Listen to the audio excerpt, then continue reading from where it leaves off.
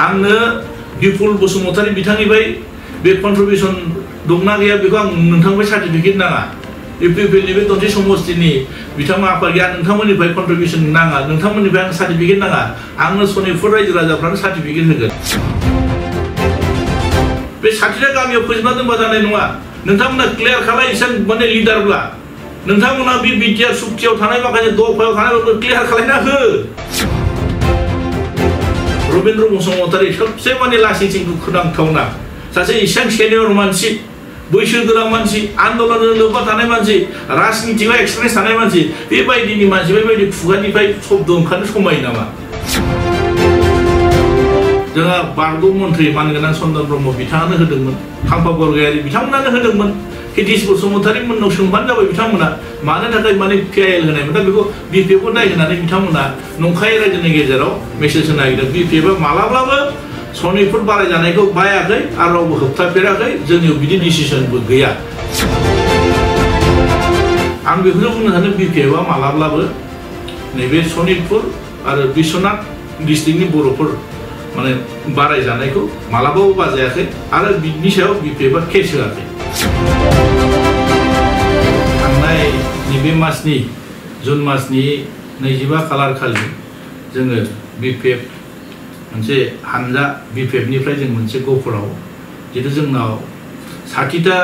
गामि सोसन जाबाय सनितपुर आरो बिश्वनाथ डिस्ट्रिक्टनि सिङाव थानाय बर' गामिफ्रा बे 60टा गामिनि सिङाव जोंनि माने सनितपुरनि माखासे 60टा गामि सोनाय गामिफोरनि गेजेराव नैबे जोंहा धनसि समष्टियाव 28टा गामि आरो बिदिनो रौता समष्टि आरो हरिसिंगा समष्टियाव जितु सोसन जाबाय बेखौ सोसन जानाय हिसाबै जितु जोङो बिपिएफनि सासे जों बिजाथि जितु जागोन फैबाय थानाय सेप्टेम्बर मासाव इलेक्शन जानो गोनां बे बिसायख'थियाव जितु जों गेलेगोन हिसाबै जोंहा धनसि समष्टियाव गोलैनाय हिसाबै जोङो 25 तारिख खालि जों थांदोंमोन गहपुराव बे थांनायनि बेलायाव दानि बर्तमान इउपिपिएलनि माखासे दैदेनगिरिफ्रा जि धरनाव बाथ्रा बुंदों बिथांमोननि बुंनाय बाथ्रानि सायाव आं फंनैसो रायजो राजानि खाथियाव मोनसे बाथ्राफोरखौ मोनसे बुंनो सानदों मानोना बिथांमोना जि बाथ्राखौ बुंदों बिसेसके बिथांमोना बुंदों जे आंनि सायाव प्रेस मिनिस्टार बिथाङा दिनै गहपुराव फैनानै मानो भट बिफैदों मानो बुंदों बिथांमोना बिपिएफ हिसाबै बे गामि बारायजानाय माखासे एक्सटेनसनफोरखौ बाजादों बेबायदि धरनाव बिथांमोना नंखाय बाथ्रा बुंनानै रायजोनि गेजेराव रं मेसेज बिथांमोना होनो नागिरदों आं बेखौनो बुंनो सानो बिपिएफआ मालाब्लाबो नैबे सनितपुर आरो बिश्वनाथ डिस्ट्रिक्टनि बर'फोर माने बारायजानायखौ मालाबाबो बाजायाखै आरो बिनि सायाव बिपिएफआ केस होआखै बिथांमोना मोनथिगौना मोनथिया जाय बिथांमोना दिनै माने बे पिआइएल होदोंमोन बे पिआइएल होग्रा बिथांमोना मा खारनाव होदोंमोन मानो होदोंमोन दा बिथांमोना सोंथों दा बे मानसिफ्रा दिनै गावसिनि दलावनो दंहैयो जोंहा बारग' मन्थ्रि मानगोनां चन्दन ब्रह्म बिथाङानो होदोंमोन दा बर्तमान डिपुटिनि चिफ मानगोनां माने जोंहा माने खाम्फा बरगयारी बिथांमोनानो होदोंमोन हितेश बसुमतारी मोननाव सोंबानो जाबाय बिथांमोना मानो थाखाय माने पिआइएल होनायमोन दा बेखौ बिपिएफखौ नायहोनानै बिथांमोना नंखाय रायजोनि गेजेराव मेसेज होनो नागिरदों बिपिएफआ मालाब्लाबो सनितपुर बारायजानायखौ बायाखै आरो रावबो होबथाफेराखै जोंनियाव बिदि डिसिसनबो गैया नंखायनो दिनै जों बेखौसो बुंगोन जे बिथांमोना बुंनो नागिरदों जे सनितपुर डिस्ट्रिक्टआव थांनानै मानो भट बिहैदों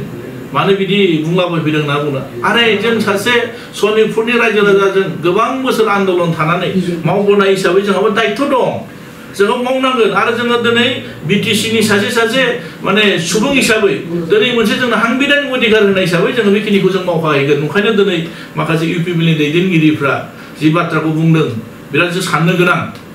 बिथांमोना बिपिएफआ भट बिहैनो मोना बिपिएफआ माने थाङोब्ला हयथ' बिपिएफनिफ्राय भट होनाङा सोरबा बुंलाबायनो नागिरदों बेहाय माने प्रेस मोसाहारिया बेहाय मा कन्ट्रिबिउसन दं होनना बुंनो नागिरदों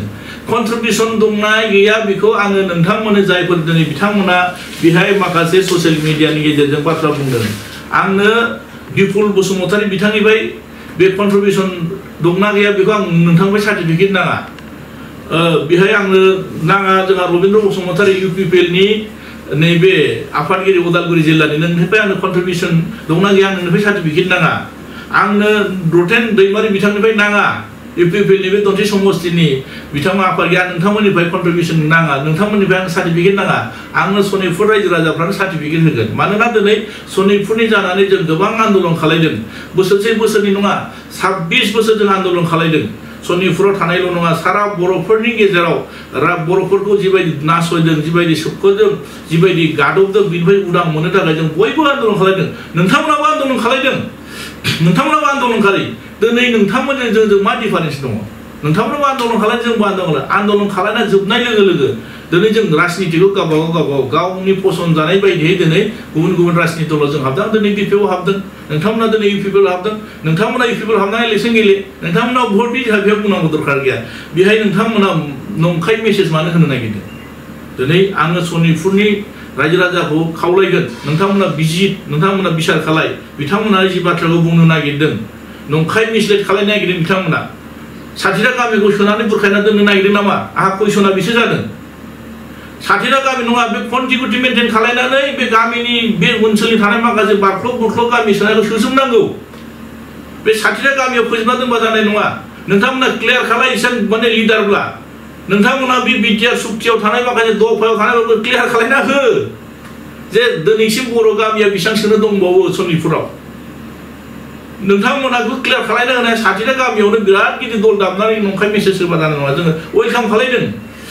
जोङो बिपिएफआव दायित्व लागोन जोङो बेखौ दिनै बेसेबां सोगोन बेसेबां सोआ बेखौ जोङो रायलायगोन गभर्नमेन्टआव पावार फैनाय लोगो आरो जों बेखौ कन्टिगिउटि मेनटेन खालायनानै समाज बानायना होगोन जों बेखौसो बुंदोंना नंखायनो दिनै बिथांमोना जि बाथ्राखौ नङै मेसेज होदों आरो मोनसे रं मेसेज होनो नागिरदों रायजो राजाफोरनि गेजेराव आं लायनो सनितपुर डिस्ट्रिक्टनि जानानै